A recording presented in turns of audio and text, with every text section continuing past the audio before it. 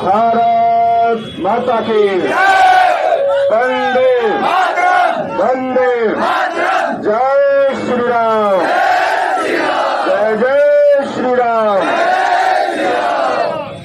उपस्थित भगवान शिव के 11वें रुद्र अवतार हनुमान जी के सभी बजरंग सेवक एवं सनातन संस्कृति को मारने वाले भारतवासियों, यहाँ पर उपस्थित हमारे वरिष्ठगण, उपस्थित सभी साथीगण, हम सबको मजबूर होकर के आज इस मुकंदपुर चौक पर एकत्र होना पड़ा। क्या कारण है?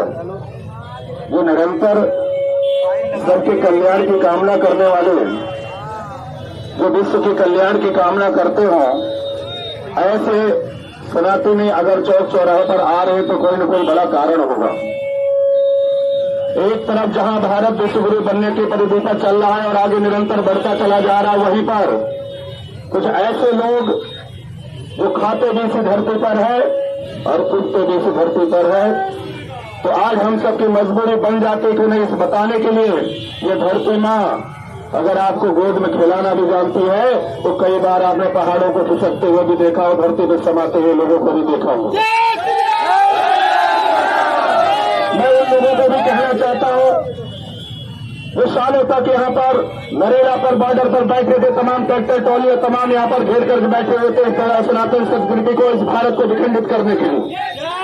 आज जब 84 कोस परिक्रमा में लू में जाकर के जिस तरह से परिक्रमा करने वाले लोगों के साथ अन्याय किया गया, उनके साथ घेर करके मारपीट करने का प्रयास किया गया, गाड़ियां तोड़ी गई, प्रशासन की गाड़ियां तोड़ी गई।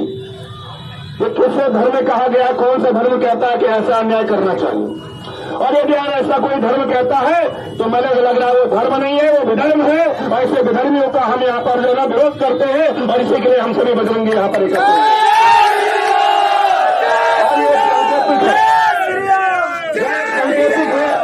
और अगर इस संकेत को नहीं माना गया तो ये फिर विशाल रूप लेगा, विशाल रूप धारण करेगा।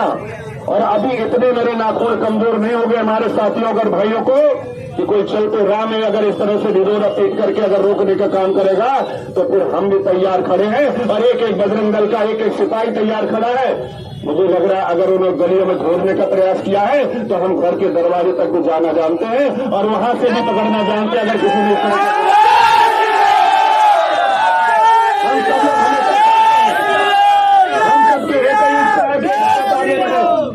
भारतवासी आगे बढ़े। आज देश का प्रधानमंत्री अगर एक तरफ से राशन बांटने का काम करता है तो वहां पर कभी विभेद नहीं होता कि किसको देना किसको नहीं देना है।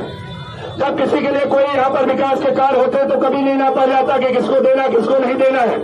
और जब समान व्यवहार से सब लोग आगे बढ़ रहे हैं और वहां पर अगर कोई धर्म के आधार पर युद्ध करने की बात करता है और बिगाड़ करने का काम करता है तो फिर हम भी चुप रहने वाले नहीं है। साथियों जागो, समय की पुकार है, हम सब एक साथ मिलकर के आगे बढ़ने वाले हैं। और अगर आपकी बार किसी ने भी इस तरह का धोखा करने का काम किया तो यहां से लेके हरियाणा हो चाहे राजस्थान हो, जहां तक भी जाना पड़ेगा हम इस क्षेत्र के लोग इस तरह एकत्र होकर के वहां तक भी पहुंचेंगे और उनको मुंहतोड़ जवाब देने का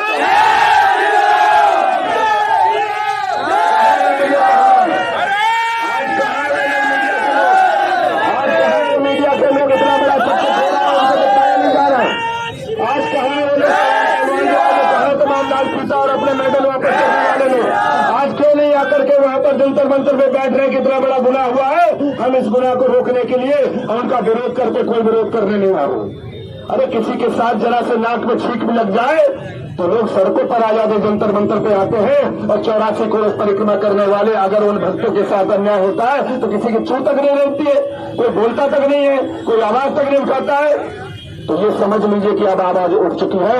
ये संकट मोचो हनुमान जी के दरवाजे पे खड़े होकर के हम सब संकल्प लेते हैं और संकट आया है भारत में। इस संकट को दूर करने के लिए हम सब लोग एक साथ होकर के एक सुर में बोलते हैं जय श्री राम, जय श्री राम, जय श्री राम, जय श्री राम। और बता दें अगर वहाँ हमारे रिश्ते नातेदार व्यवहारी प्रेमी और साथी मित्र लोग परिक्रमा में गए उनके साथ दुर्व्यवहार किया गया है तो उन दुर्व्यवहार करने वाले लोगों के रिश्तेदार यहाँ भी रहते होंगे।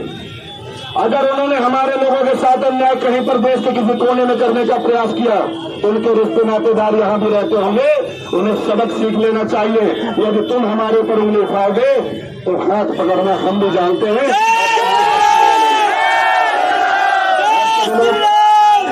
आज संकेत में उपस्थित हैं, आप सबका धन्यवाद भी करते हैं और आपकी जागरूकता का मैं धन्यवाद भी करता हूं। और इस जागरूकता के साथ ये संकेत हमारा वहां तक पहुंचना चाहिए ताकि आगे कोई ऐसी घटना ना हो। यदि घटना होगी तो फिर घटना बड़ी भी हो सकती है। इसके लिए भी सजगता से तैयार रहना। हम सब लोग मिलकर के इसी तरह से अपनी आवाज को बुलंद करते हैं और एक बार पुनः जय श्री राम। बहुत बहुत धन्यवाद, बहुत बहुत धन्यवाद।